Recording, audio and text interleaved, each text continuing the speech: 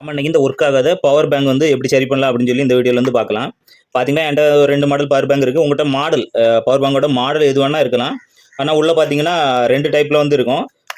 2 battery மாடல்ல இருக்கும். அதை வந்து எப்படி ஓப்பன் பண்ணி சரி பண்ணலாம்னு பாருங்க. இது வந்து 2மே பார்த்தீங்கன்னா சார்ஜ் நிற்க மாட்டேங்குது அந்த மாதிரி ப்ராப்ளம். இது பார்த்தீங்கன்னா சார்ஜ் எல்லாம் நிற்குது. இந்த போர்டில் வந்து ப்ராப்ளம் இருக்குது. அது வந்து ஆன் ஆக மாட்டேங்குது. இது வந்து எப்படி சரி பண்ணலாம் அப்படின்னு சொல்லி இந்த வீடியோல வந்து பார்க்கலாம். இந்த வீடியோ பார்க்க முன்னாடி நம்ம சேனலை இதுக்கு முன்னாடி ஃபாலோ பண்ணல அப்படின்னா கண்டிப்பாக வந்து ஃபாலோ பண்ணி வச்சுருங்க. அப்போ தான் அடுத்தடுத்த வீடியோ வந்து நீங்கள் பார்க்க முடியும். ஒரு முறை ஃபாலோ பண்ணாலே போதும். வாங்க இதை வந்து எப்படி சரி பண்ணலாம்னு பார்க்கலாம். பார்த்தீங்கன்னா இந்த பவர் பேங்க் வந்து மோல்டிங் மாதிரி தான் இருக்கும். ப்ரெஸ்ஸிங் டைப்பில் தான் வச்சுருப்பாங்க. அதனால் இதோட பேக் சைடு எடுத்துங்க. பேக் சைடு எடுத்துக்கிட்டு பாருங்கள், ஒரு ஸ்க்ரூ ட்ரைவர் வச்சு எல்லா எண்டுலேயும் வந்து லைட்டாக வந்து இது பண்ணுங்கள். இப்படி தின்னாலே போதும். இது வந்து ஓப்பன் ஆயிரும். பாருங்கள், பார்த்தீங்கன்னா பவர் பேங்க் அப்படின்னாலே இதில் பார்த்தீங்கன்னா ஒரு பேட்டரியும் ஒரு போர்டு, இந்த ஒரு பேட்டரியில் இந்த அதாவது பேட்டரியும் போர்டு மட்டும்தான் இருக்கும் இந்த பவர் பேங்க்குள்ளே, வேறு ஒன்றும் இருக்காது. இதில் பார்த்தீங்கன்னா இந்த பேட்டரி வந்து ப்ராப்ளமாக இருக்கா இல்லைனா அந்த போர்டு வந்து ப்ராப்ளமாக இருக்கான்னு நம்ம இப்போ செக் பண்ணணும். முதல்ல பார்த்தீங்கன்னா உங்கள்கிட்ட இது எல்லாமே ஆன் ஆகுது, ஆனால் வந்து சார்ஜ் வந்து நிற்க மாட்டேங்குது, ரொம்ப நேரம் நம்ம சார்ஜ் போட முடியல அப்படின்னா கண்டிப்பாக இந்த பேட்டரி தான் ப்ராப்ளமாக இருக்கும். இந்த பேட்டரி பார்த்தீங்கன்னா பாருங்கள், இந்த பேட்டரிக்கு நம்பர் இருக்குது. INR 18650 2200 மில்லி ஆம்பரில் வந்து இது வந்து இருக்குது. இது பாருங்கள், இதே மாடலில் ஆன்லைனில் வந்து நிறைய இருக்கும், இல்லைனா கடைகள்லே இருக்கும். நீங்கள் கடைகளில் போய் செக் பண்ணி பாருங்கள். இப்போ நாம் இதில் வந்து பார்த்திங்கன்னா என்ன ப்ராப்ளம்னு பார்த்துடலாம். இந்த பேட்டரியிலேருந்து எவ்வளோ வோல்ட் அவுட்புட் வருதுன்னு இப்போ பார்க்கலாம். இப்போ மல்டிமீட்டரை DC 20 வோல்ட்லேருந்து வச்சுருக்கோம். இப்போ இந்த பேட்டரியிலேருந்து எவ்வளோ அவுட்புட் வருதுன்னு பார்த்துடலாம். இப்போ பேட்டரியிலேருந்து எவ்வளோ அவுட்புட் வருதுன்னு பார்த்துடலாம். பார்த்தீங்கன்னா இந்த பேட்டரியில் வந்து 2 லைன் வரும், பாசிட்டிவ் நெகட்டிவ்னு. அதில் வந்து கரெக்டாக இந்த ரெட் லைனில் வந்து ரெட் கலரையும், பிளாக் லைனில் வந்து பிளாக் கலரையும் வச்சு பாருங்கள். பாருங்கள், இதில் வந்து 4 வோல்ட் அவுட்புட் வருது. இது வந்து சார்ஜ் இல்லாதனால 4 வோல்ட் வருதுன்னு நினைக்கிறேன். சார்ஜ் இல்லாதனால 4 வோல்ட் வருது.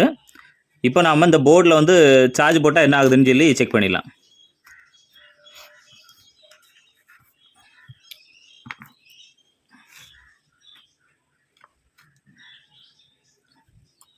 பாருங்கள், இப்போ வந்து சார்ஜர் வந்து கனெக்ட் பண்ணிட்டேன்.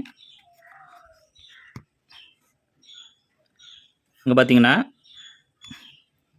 அதாவது இன்னும் கொஞ்சம் தான் சார்ஜ். இப்போ வந்து 75% மேலே சார்ஜ் இருக்குது. இப்போ 100 ஆக கொஞ்சம் நேரம் சார்ஜ் போட வேண்டி இருக்குது. ஆனால் வந்து இது வந்து பார்த்திங்கன்னா இது ரொம்ப நேரமாக சார்ஜ் போட்டாலும் இப்படி தான் இருக்குது. இது வந்து இன்னொரு மொபைலுக்கு வந்து சார்ஜ் போட்டாங்கன்னா சார்ஜ் வந்து ஆகலை. அதையும் பார்த்துடலாம். பார்த்தீங்கன்னா 75% மேலே இருக்குது. இப்போ நம்ம இன்னொரு மொபைலுக்கு வந்து சார்ஜ் போட்டு பார்த்துடலாம்.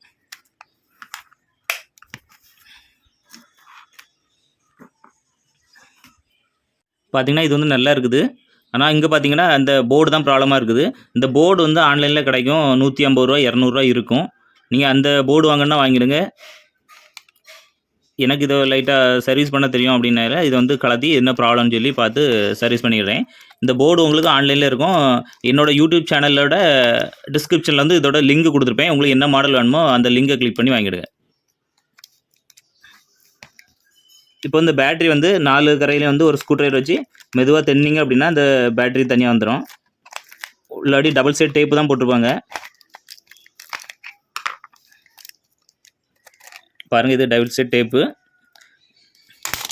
பாருங்கள், இப்போ இந்த போர்டில் வந்து முதல்ல வந்து விஷுவலாக வந்து செக் பண்ணணும்.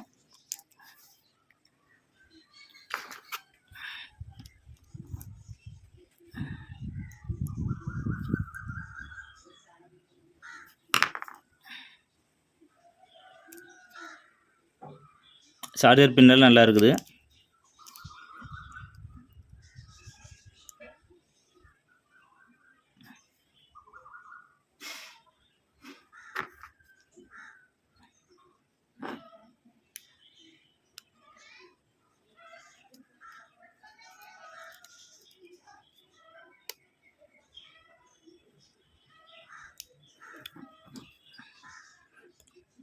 பாருங்கள் இதில் ஒரு ட்ராக் வந்து கட் ஆகிருக்கு. பாருங்கள் இந்த ட்ராக் வந்து இப்படி வளைஞ்சி இதில் வந்து இந்த இதுதான் வந்து கெப்பாசிட்டர். இந்த கெப்பாசிட்டரில் வந்து பாருங்கள் இப்படி வந்து இந்த கெப்பாசிட்டரில் ஜாயிண்ட் ஆகிருக்கு. இங்கே பார்த்தீங்கன்னா இது வந்து எரிஞ்சிருக்குது. பாருங்கள் இந்த லைன் வந்து ட்ராக் வந்து எரிஞ்சிருக்குது. ஒருவேளை உங்களுக்கு இந்த மாதிரி இந்த சைடு ட்ராக்கு இதெல்லாம் ட்ராக்குன்னு சொல்லுவாங்க. பாருங்கள் இந்த இது வந்து எரிஞ்சு கட் ஆகிருக்கு பாருங்கள்.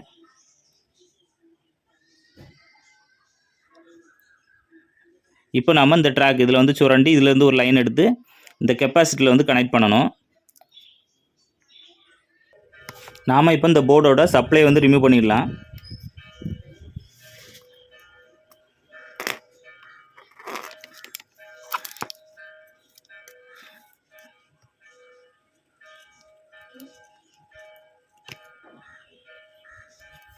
பாருங்கள் நான் இப்போ இந்த ட்ராக் வந்து கட் ஆகுனதுனால உங்களுக்கு வீடியோக்கு தெரியணுன்னே கொஞ்சம் சின்ன ஒயர் தான் போடணும். ஆனால் வந்து உங்களுக்கு வீடியோக்கு தெரியணுன்னே கொஞ்சம் பெரிய ஒயர் போட்டிருக்கேன்.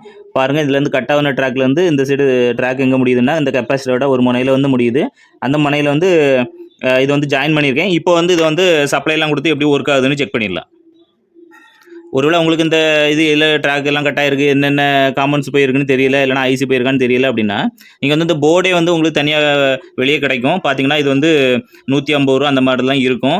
உங்கள் என்ன மாடல் இருக்கோ அந்த மாடலை வச்சு சர்ச் பண்ணுங்கள். ஃப்ளிப்கார்ட், அமேசானில் எல்லாம் சர்ச் பண்ணுங்கள். இதே மாடல் போர்டு நிறைய இருக்குது. சிங்கிள் போர்ட்டுலாம் டபுள் போர்ட்டு பார்த்தீங்கன்னா 50, 80, 100 அந்த மாதிரி நிறைய ரேட்டில் இருக்குது. உங்களுக்கு சேம் மாடல் இப்போ இது இருக்குன்னா இதே மாடலில் வந்து போர்டு இருக்கும். அதே மாதிரி வாங்கி இதில் வந்து சோல்டிங் ப்ளஸ் மைனஸ் பார்த்து சோல்டிங் பண்ணி வச்சுருங்க. அவ்வளோதான், இதோட வேலை முடிஞ்சுது. இப்போ நாம இதை கனெக்ட் பண்ணி ஒர்க் ஆகுதான்னு பார்த்துக்கலாம்.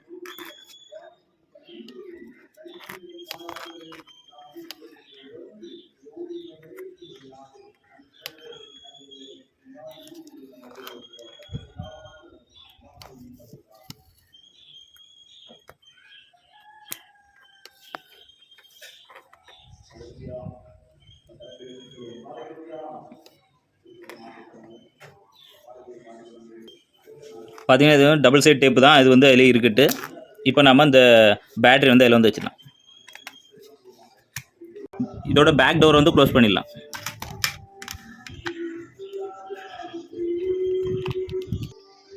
பாருங்கள் இப்போ வந்து கனெக்ட் பண்ணியாச்சு. இப்போ இது வந்து ஆன் பண்ணி பார்த்துலாம். பார்த்தீங்கன்னா 100% இருக்குது. இது ரொம்ப நேரமாக சார்ஜ் போட்டதுனால இது கரெக்டாக சார்ஜ் ஆகிருக்கு. இப்போ நம்ம ஒரு மொபைல் வந்து கனெக்ட் பண்ணி சார்ஜ் ஆகுதான்னு பார்த்துலாம்.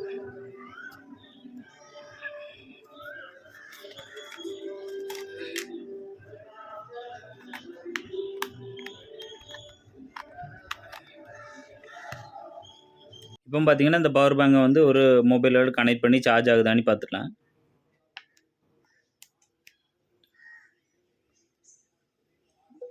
பாருங்கள் சார்ஜ் ஆகுது.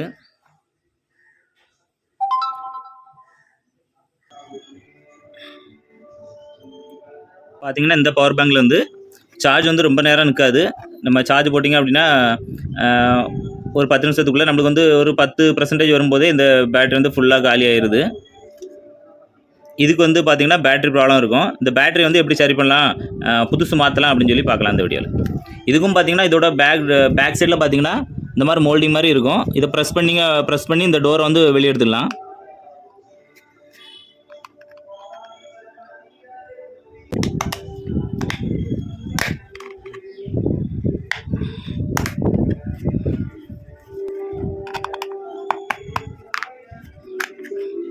பாருங்கள் இது ஓப்பன் பண்ணி பார்த்தீங்கன்னா இதுலேயும் 3 பேட்ரி ஒரு போர்டு வந்து இருக்குது.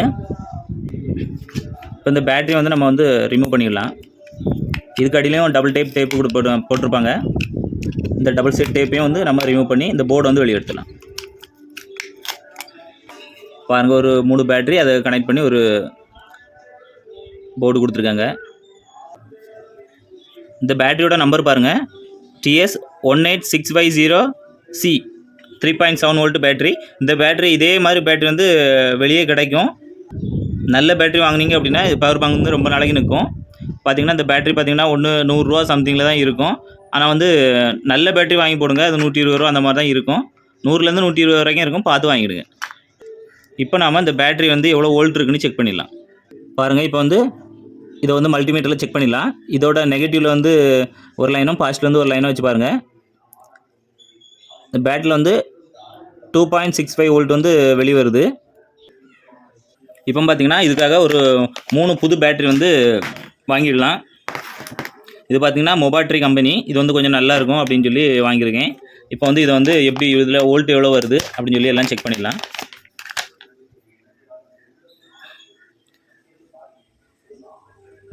பாருங்கள் 3.7 வோல்ட்டு 2000 மில்லி ஆம்பியர் இருக்குது. இப்போ வந்து இதை வந்து ஒரு 3 பேட்டரி, இதே மாடலில் ஒரு 3 பேட்டரி புதுசு வாங்கியிருக்கேன். இப்போ இதை கனெக்ட் பண்ணி அந்த பவர் பேங்கில் வந்து கனெக்ட் பண்ணி பார்த்துக்கலாம். எப்போவுமே பவர் பேங்க் வந்து கனெக்ட் பண்ணும்போது இதில் வந்து இந்த 3ஐயும் வந்து கனெக்ட் பண்ணுறதுக்காக ஸ்பாட் வெல்டிங்னு சொல்லுவாங்க. அந்த வெல்டிங் வச்சு தான் வெல்டிங் பண்ணுவாங்க. அப்போ தான் அது வந்து அடர்ந்து போகாமல் இருக்கும்.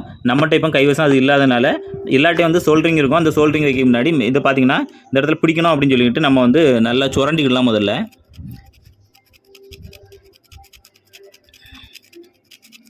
இந்த பக்கம் அடிப்பக்கம் இந்த 3 பக்கம் நல்லா சுரண்டிக்கிடுங்க. அப்போ தான் வந்து சோல்டரிங் வந்து பிடிக்கும். ஏன்னா இது துரு பிடிச்சிடக்கூடாது, இந்த பேட்டரி வந்து நாசமாயிரும் அப்படின்னு சொல்லிட்டு ஸ்டீலில் போட்டிருப்பாங்க.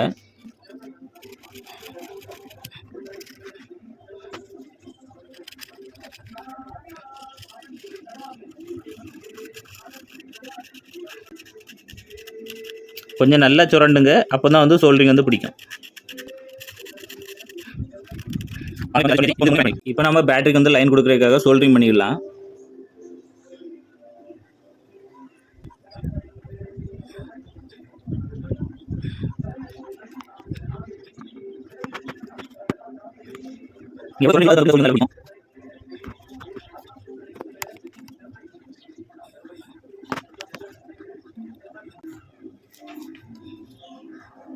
இப்போ பார்த்தீங்கன்னா இந்த பாசிட்டிவ்லாம் ஒரே பக்கமாக வர மாதிரி, நெகட்டிவ்லாம் ஒரே பக்கமாக வர மாதிரி நேராக வச்சு இந்த 3ஐ வந்து செல்லோ டேப் போட்டு ஒட்டிக்கலாம்.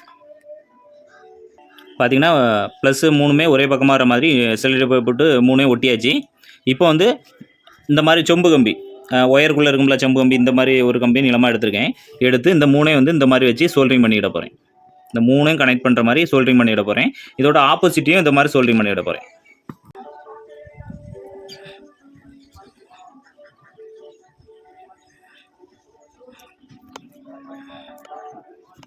இப்போ பார்த்தீங்கன்னா இந்த பேட்டரி வந்து 3 லைனையும் கனெக்ட் பண்ணி இந்த மாதிரி வச்சுருக்கோம். இதோட விளிம்பு அவுட்புட்டில் வந்து எவ்வளோ வோல்ட் வரும்னு செக் பண்ணிடலாம். பாருங்கள், இதில் வந்து அவுட்புட் வந்து 3.82 இருக்குது. இப்போ நாம் அதோட பேட்டரி ரிமூவ் பண்ணிக்கிட்டு பார்த்தீங்கன்னா இதோட பேட்டரி வந்து ரிமூவ் பண்ணிவிட்டு இந்த கனெக்ஷனில் வந்து அதை வந்து கனெக்ட் பண்ணிடலாம்.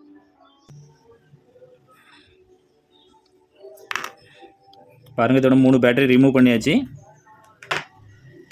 இப்போ நாம் இந்த போர்டில் வந்து இந்த பேட்டரி வந்து கனெக்ட் பண்ணலாம். இதில் பாசிட்டிவும் நெகட்டிவ் வந்து கனெக்ட் பண்ணாலே போதும்.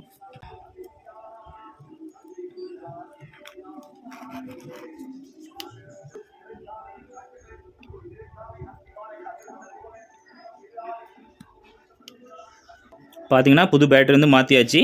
இந்த பேட்டரி வந்து கொஞ்சம் நல்ல கெப்பாசிட்டி இருக்கும், நல்ல கம்பெனி பேட்டரி. பாருங்கள், இது வந்து ஆன் பண்ணிட்டேன். பாருங்கள், சார்ஜ் வந்து 2% இருக்குது. நம்ம வந்து ஃபுல் சார்ஜ் போட்டு செக் பண்ணிடலாம் ஃபுல்லாக ஏறுதா அப்படின்னு. இதுக்கு முன்னால் உள்ள சார்ஜ் வந்து 3 பாயிண்ட் வரை தான் ஏறும். அதுக்கப்புறம் 4 பாயிண்ட் ஏறவே செய்யாது. ஆனால் இது வந்து ஃபுல்லாக சார்ஜ் போட்டு எவ்வளோ நேரம் சார்ஜ் இருக்குன்னு எல்லாம் செக் பண்ணிடலாம். இப்போ நம்ம அதோட டோரில் வந்து வச்சுக்கலாம். முதல்ல அந்த பேட்டரி வந்து வச்சுருங்க. பேட்டரி வச்சு ஒரு அழுத்திக்கிட்டு அப்புறம் பார்த்தீங்கன்னா அந்த போர்டை வந்து இந்த யூஎஸ்பி சார்ஜர் போர்ட்லாம் வெளியே தெரிகிற மாதிரி அதே மாடலில் வச்சு உள்ளே வச்சுடுங்க.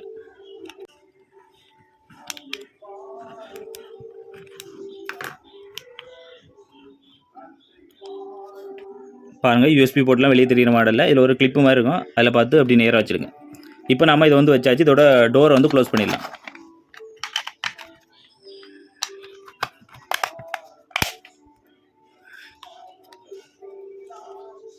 இப்போ நாம் சார்ஜ் போட்டு ஏறுதானே பார்த்துடலாம்.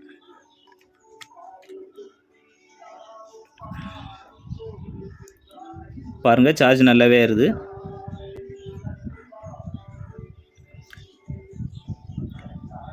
இதை நம்ம இப்போ ஒரு 15 நிமிஷம் சார்ஜ் போட்டு வச்சிடலாம்.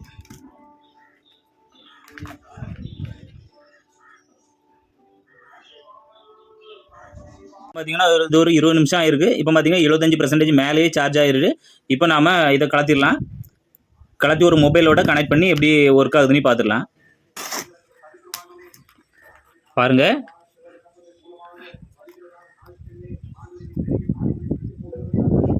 சார்ஜ் ஆகுது.